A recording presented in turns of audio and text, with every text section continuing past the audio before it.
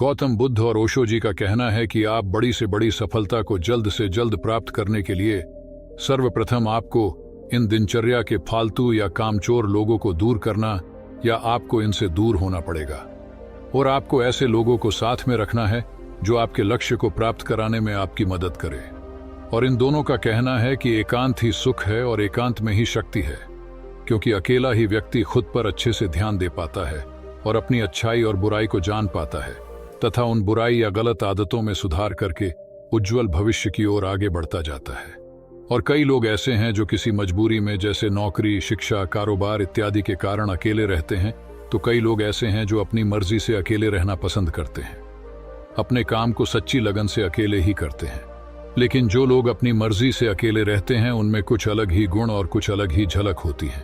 ऐसे लोग जीवन में सफलता जल्दी हासिल कर लेते हैं। अकेले रहने के फायदे अगर आपने समझ लिए तो समझो आपने पूरी जिंदगी समझ गए। अकेले रहना किसी के लिए वाकई आसान काम नहीं है। अकेले रहने का यह भी मतलब नहीं है कि हम अपने घर, परिवार, मित्रों से दूर रहे। अकेले रहने की भी एक कला है जो आगे आपको इस कहानी में पता चलेगा।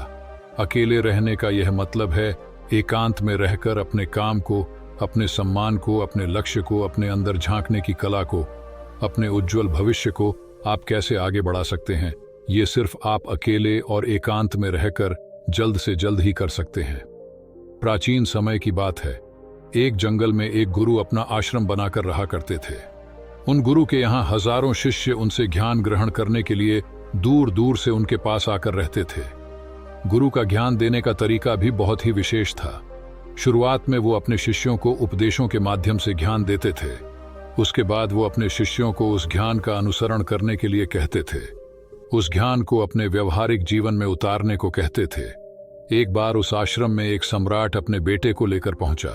उस सम्राट ने उस गुरु से प्रार्थना की और कहा कि आप मेरे बेटे को अपने आश्रम में रहने दें और अपने तरीके से उसे ज्ञान दें। उसे इस आश्रम में बिल्कुल भी ऐसा नहीं लगना चाहिए कि वो किसी सम्राट का बेटा है। उसे बिल्कुल साधारण शिष्यों की तरह ही ज्ञान देने की कृपा करे। गुरु ने मुस्कुराते हुए कहा कि सम्राट की ज्ञान इसी तरीके से लिया जा सकता है। अगर तुम अपने आप को दूसरों से महान समझोगे तो तुम ज्ञान ग्रहण नहीं कर पाओगे। अगर तुम्हें ज्ञान ग्रहण करना है तो तुम्हें दूसरों की तरह अपने आप को साधारण समझना होगा। यही ज्ञान ग्रहण करने की सबसे पहली सीढ़ी होती है। तुम निश्चिंत रहो राजन, आज से तुम्हारे बेटे की जिम्मेदारी मेरे कंधों पर है। ये कहकर गुरु सम्राट के बेटे को अपने साथ लेकर समुद्र के किनारे टहलने के लिए निकल गए। आश्रम के बाकी सभी बच्चे उस सम्राट को देख रहे थे। सम्राट अपने बेटे को अपने रथ पर बैठा कर लाया था, जिससे सभी बच्चे समझ गए थे कि ये बच्चा सम्राट का बेटा है। इसी वजह से आश्रम के सभी बच्चे सम्राट के बेटे की तरफ आकर्षित हो गए थे। जब गुरु सम्राट के बेटे को लेकर समुद्र पर टहल रहे थे तो सम्राट का बेटा अचानक फूट फूट कर रोने लगा, क्योंकि अभी वो सिर्फ 12 वर्ष का था और 12 वर्ष की आयु में उसके पिता उसे अपने से दूर करके चले गए थे। ये सदमा वो बच्चा सहन नहीं कर पा रहा था। वो नहीं समझ पा रहा था कि उसके पिता उसकी भलाई के लिए उसे उस गुरु के पास रख कर गए हैं। उसे रोते हुए देखकर गुरु ने कहा कि बेटा, मैं तुम्हें चुप नहीं करूंगा। हो सकता है कि आज मैं तुम्हारे आंसू पोंछ दूं, लेकिन कल तुम फिर अपने आप को अकेला पाओगे।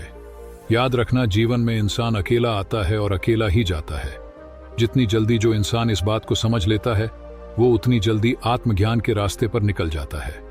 गुरु ने अपनी बात आगे बढ़ाते हुए कहा कि जो इंसान अकेला रहना सीख लेता है वही खुद से प्यार कर पाता है, और जो खुद से प्यार करना जानता है वो किसी के भी आने जाने का अफसोस नहीं करता, क्योंकि वो खुद से ही प्यार करता है। धीरे धीरे तुम आश्रम के माहौल में ढल जाओगे। शुरुआत में तुम्हें समस्या आ सकती है, लेकिन कुछ दिनों के बाद तुम इसे अपनी दिनचर्या में कर लोगे। उसके बाद तुम्हें यही जगह है बहुत अच्छी लगने लगेंगी। ये जगह तुम्हें अपने महल जैसी लगने लगेंगी। रात हो चली थी।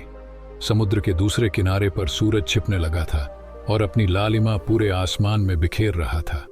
बहुत ही सुंदर दृश्य था और गुरु शिष्य को अपने साथ लेकर आश्रम में वापस लौट आए। उस शिष्य को भी शांति मिली, क्योंकि गुरु की आंखों में एक अभूतपूर्व शांति झलक रही थी। और जब हम किसी एकांतवासी गुरु की आंखों में वो शांति देख लेते हैं तो हमारे हृदय से भी सारा भार हट जाता है, मन एकदम निर्मल हो जाता है।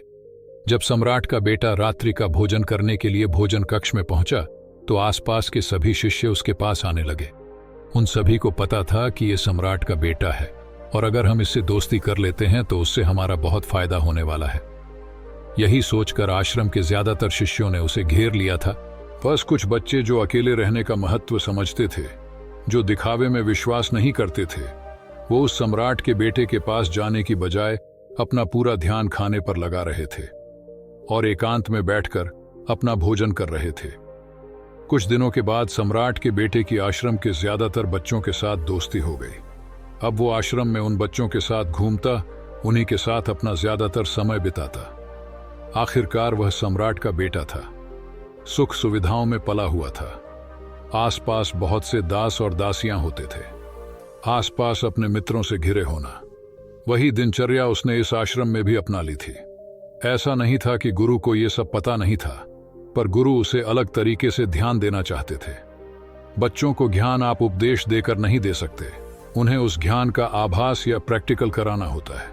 उसके बाद उन्हें वो बात समझ आती है जो आप समझाना चाहते हैं। गुरु को ये बात पता थी कि अगर मैं इसे बोलकर बताऊंगा तो ये कभी समझ नहीं पाएगा। मुझे ऐसे दिखाना होगा, इसे एहसास कराना होगा कि अकेले रहकर तुम अपनी शक्तियों को जान पाओगे। ये सीख देने के लिए गुरु एक दिन उस शिष्य को अपने साथ ही एक पर्वत की ऊंची चोटी पर ले गए। चोटी पर पहुंचकर गुरु ने उस शिष्य से कहा कि अब तुम्हारा ज्ञान पूरा हो चुका है, बस एक आखिरी रात तुम्हें यहां पर बितानी होगी। उसके बाद अगले दिन शाम को मैं तुम्हारे राजमहल में तुमको पहुंचा दूंगा। वो बच्चा तो ये सुनकर बहुत खुश हो गया कि अब मैं वापस अपने राजमहल चला जाऊंगा, फिर से मेरे दास और दासियां, सारी भोग की वस्तुएं मेरे पास होंगे। उस शिष्य ने गुरु से पूछा कि गुरु जी, मुझे आज रात आप यहाँ चोटी पर क्यों रहने को कह रहे? आखिर मुझे कौन सा आखिरी ज्ञान यहाँ से मिलेगा? गुरु ने मुस्कुराते हुए कहा कि यहाँ पर चट्टान के पीछे तुम्हें छिपकर बैठना होगा। यहाँ पर रोज रात को एक बाज आता है। बाज को देखना है, बहुत गौर से देखना है, उस बाज की हर गतिविधि देखनी है और उस बाज को देखने के बाद अगले दिन अगर तुम उस बाज की खूबियां मुझे बता पाए तो मैं तुम्हें तुम्हारे राजमहल वापस भिजवा दूंगा। और हाँ, सुबह आने से पहले एक बात पर और ध्यान देना है। एक ग्वाला यहाँ पर अपनी बकरियों को चराने के लिए आता है, तुम्हें उन बकरियों की गतिविधियां भी देखनी है। और हाँ, याद रखना, बाज की गतिविधियां रात को देखनी है और बकरियों की गतिविधि सुबह को देखनी है। अगर तुम दोनों की गतिविधि ध्यान से देखकर मुझे बता पाए तो तुम इस आश्रम से हमेशा के लिए आजाद हो जाओगे, तुम्हारा ज्ञान पूरा हो जाएगा। मैं तुम्हारे पिता को कह दूंगा कि ये बच्चा हमारे आश्रम का सबसे ज्ञानी बच्चा है। यह कहकर गुरु अपने आश्रम में वापस लौट आए और वो बच्चा वहीं पर उस चट्टान के पीछे रुका हुआ उस बाज का इंतजार करने लगा। काफी वक्त बीत जाने के बाद वहां पर एक बाज अपने बच्चों के साथ पहुंचा। सम्राट का बेटा यूं तो बहुत बुद्धिमान था। उसने पूरी रात उस बाज की गतिविधि बहुत ध्यानपूर्वक देखी और सुबह होने के बाद जब ग्वाला वहां पर अपनी बकरियों को लेकर पहुंचा तो उसने एक अभूतपूर्व दृश्य देखा। उसने देखा कि वो बाज बकरी के एक बच्चे को अपने पंजों में दबाकर आसमान में चला गया। उस बाज ने उस बकरी के बच्चे का शिकार कर लिया था। ये सारा दृश्य देखकर वो बच्चा आश्रम में वापस अपने गुरु के पास पहुंचा। इससे पहले कि गुरु उससे कुछ पूछते, उसने गुरु को प्रणाम करते हुए कहा कि गुरुदेव, आप आश्रम के सभी बच्चों को यहाँ पर बुला लीजिए। मैं सब लोगों को बताना चाहता हूँ कि मैंने क्या देखा। जब आश्रम के सभी बच्चे वहां पर पहुंच गए तो उस सम्राट के बेटे ने कहना शुरू किया कि मैंने अपने जीवन में बहुत से पक्षियों को देखा है, लेकिन बाज उन सभी पक्षियों में से सबसे अद्भुत और सबसे अलग होता है। उदाहरण के लिए, एक तोता होता हम सभी ने देखा है। तोता बोलता तो बहुत है लेकिन कभी ऊंचा आसमान में नहीं जा पाता, लेकिन एक बाज जो कि हर समय शांत और अकेले रहता है, वो आकाश को भी छू सकता है। उसमें आकाश को छू लेने की ताकत होती है। जब भी एक बाज अपने शिकार को निश्चित कर लेता है तो वह उसी शिकार पर अपनी नजरें लगाए रहता है, चाहे वो कितनी भी ऊंचाई पर क्यों ना हो, चाहे कितना भी खतरनाक तूफान क्यों ना आ जाए, लेकिन उसकी नजर हमेशा अपने लक्ष्य पर स्थिर रहती है। आज सुबह मैंने जिस बाज को मैंने देखा, उसने हर बकरी को अपना शिकार नहीं बनाया, बल्कि उस बकरी के झुंड में से उसने उस बकरी के बच्चे को अपना शिकार बनाया। पहली बात, उस बाज की तरह हमें भी अपना ध्यान अपने एक ही लक्ष्य पर स्थिर रखना चाहिए। चाहे कितनी भी रुकावट क्यों ना आए, हमें अपना लक्ष्य स्पष्ट दिखाई देना चाहिए और अपने लक्ष्य पर पूरी एकाग्रता के साथ ध्यान देना चाहिए। तीसरी बात जो मैंने उस बात से सीखी और जो हम सभी को सीखनी चाहिए वो ये है कि बाज कभी भी दूसरे पक्षी के साथ नहीं रहता, वो हमेशा आकाश में अकेला रहता है। इससे हमें ये सीख लेनी चाहिए कि हमें कभी भी छोटी सोच वाले लोगों के साथ नहीं रहना चाहिए। आखिरकार हम भी वही बन जाते हैं जिनके साथ हम रहते हैं। इसीलिए या तो महान सोच वालों के साथ रहो या फिर अकेले, क्योंकि जब हम अकेले रहते हैं तभी हम खुद की ताकत और खुद की कमजोरियों को जान पाते हैं। कमजोरियों को जानकर उनको दूर कर सकते हैं और अपनी ताकत को जानकर उसका सही इस्तेमाल कर सकते हैं। लेकिन वो तभी संभव होगा जब हम अकेले रहना सीखेंगे। चौथी सीख जो हमें एक बाज से लेनी चाहिए कि एक बाज हमेशा अपनी सीमाओं से ऊपर रहता है। जब तूफान आता है तो हर एक पक्षी अपने घोंसले की तरह भागता है, खुद को छुपाने की जगह ढूंढता है, लेकिन बाज ऐसा कुछ भी नहीं करता। वो खुद की सीमाओं को हटाकर बादलों से भी ऊपर जाने का प्रयास करता है। हवाएं उसे धक्का मारती है, पंख उसके भारी हो जाते हैं, पानी और धूल की वजह से कुछ दिखाई नहीं देता, लेकिन वो फिर भी आसमान की तरफ जाता रहता है और अंततः बादलों से भी ऊपर निकल जाता है और वहां तब तक ऊपर जाता रहता है जब तक मौसम ठीक नहीं हो जाता। अपनी सीमाओं को सिर्फ इसलिए हटा पाता है क्योंकि वो समस्या के आने पर उससे घबराता नहीं है, उसे डर कर बचने का प्रयास नहीं करता, बल्कि एक सकारात्मक नजरिए के साथ उसका सामना करता है। जीवन में चाहे कितनी भी रुकावटें क्यों ना आए, हमें उन रुकावटों को हराना चाहिए, ना कि उनसे डर कर कहीं छुप कर बैठना चाहिए। बहादुर तो वो लोग होते हैं जो तूफानों से टकरा जाते हैं, कायर तो अपने घर में, अपने घोंसले में, अपनी जगह में आराम से बैठ जाते हैं। पांचवी बात जो हमें एक बात से सीखनी चाहिए कि बाज कभी भी अपने घोंसले में घास के कोमल तिनके नहीं रखता। जो तिनके कोमल होते जाते हैं वो उन्हें निकाल कर फेंकता रहता है। उसी तरह चाहे कितनी भी आरामदायक जिंदगी आपको मिली हो, लेकिन उस आराम से ऊपर उठकर अपने आलस्य को हटाकर जीवन में मेहनत करते रहना चाहिए। जीवन में पसीना बहाना चाहिए, शारीरिक मेहनत करनी चाहिए। अपने घोंसले से कोमल तिनके को उठाकर फेंक दो और आज ही अपने आलस्य को हटाकर निकलो। हर दिन अपने आप को चुनौतियां दो, हर दिन मुश्किलों का सामना करो, क्योंकि वही मुश्किल है तुम्हें मजबूत बनाएंगी। जंगल के राजा शेर को भी झुंड बनाकर शिकार करते हुए देखा जा सकता है, लेकिन बाज हमेशा अकेला शिकार करता है, क्योंकि वो जानता है कि झुंड में रहना हौसला तो देती है मगर साहस छीन लेती है। आदमी को हमेशा अकेले ही आगे जाना होता है। यही कारण होता है कि वो जल, थल और नभ सभी जगहों पर अपने शिकार का परचम लहरा सकता है। बाज की उम्र लगभग 70 साल की होती है, लेकिन 40 साल में ही उसका शरीर पुराना हो जाता है। नाखून उसके पैरों में ढंसने लगते हैं, पंख उसके शरीर में चिपक जाते हैं, उसकी चोंच खराब हो जाती है, उसका शरीर भारी हो जाता है। ऐसी स्थिति में शिकार करना तो क्या, जीने की भी हालत नहीं रहती उसकी। ऐसे में उसके पास सिर्फ 2 विकल्प होते हैं।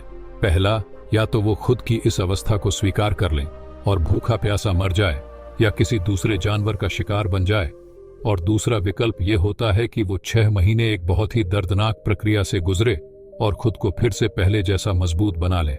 लेकिन बाज दूसरा विकल्प चुनता है। इसके लिए वो खुद को एक बहुत ही ऊंची चोटी पर ले जाता है, जहां वह सबसे पहले अपनी चोंच से खराब पंख खींच खींच कर निकालता है और फिर चट्टान पर अपने पैर मार मार कर अपने पंजे को छोटा और नुकीला बना देता है। उसके बाद उसी चट्टान पर अपनी चोंच को पटक पटक कर पुराना हिस्सा निकाल देता है और इस लहूलुहान अवस्था में खुद को दूसरे जानवरों से छुपाता फिरता है। अगले 6 महीने तक वो इसी दर्दनाक प्रक्रिया से गुजरता है और इंतजार करता है नए चोंच, नए पंखों का। तब फिर वो अपनी नई जिंदगी शुरू करता है और निकल जाता है अपने शिकार पर, और अगले 30 सालों तक फिर से राज करता है। इसीलिए समय आने पर हमें भी अपनी पुरानी आदतों को त्यागना होता है और कुछ नया सीखना होता है। समय के साथ बदलना होता है, अपने आप को तैयार करना है, वरना हमारा भी शिकार हो सकता है, हम भी पीछे रह सकते हैं। इसके बाद सम्राट के बेटे ने बकरी की विशेषता बताते हुए कहा कि बकरी हमेशा झुंड में चलती है, उन्हें झुंड में एक साथ चलने से हिम्मत मिलती है, लेकिन जैसे ही उन पर शिकार होता है वैसे ही वो बकरियां तितर बितर हो जाती। उस पूरी बकरियों के झुंड में से एक भी बकरी अपने साथी की मदद करने के लिए वापस नहीं लौटती। इससे हमें यह सीख मिलती है कि हमारे साथ कितने भी लोग हों, किसी पर भी यकीन नहीं करना। यकीन करना तो खुद पर करना, क्योंकि बुरा समय आने पर वो बकरी तितर बितर हो जाएगी, आपको पता ही नहीं चल पाएगा। गुरु को प्रणाम करते हुए सम्राट के बेटे ने अपने गुरु से कहा कि गुरुदेव, अगर मुझसे कोई सीख रह गई हो तो कृपया करके आप बताने की कृपा करें। गुरु ने सभी बच्चों को संबोधित करते हुए कहा कि ये सभी बातें हैं जो अभी इस बच्चे ने बताई है, सब सही है, लेकिन ये सारी खूबियां आप लोगों में तभी पैदा हो पाएगी जब आप अकेले रहने का अभ्यास करेंगे।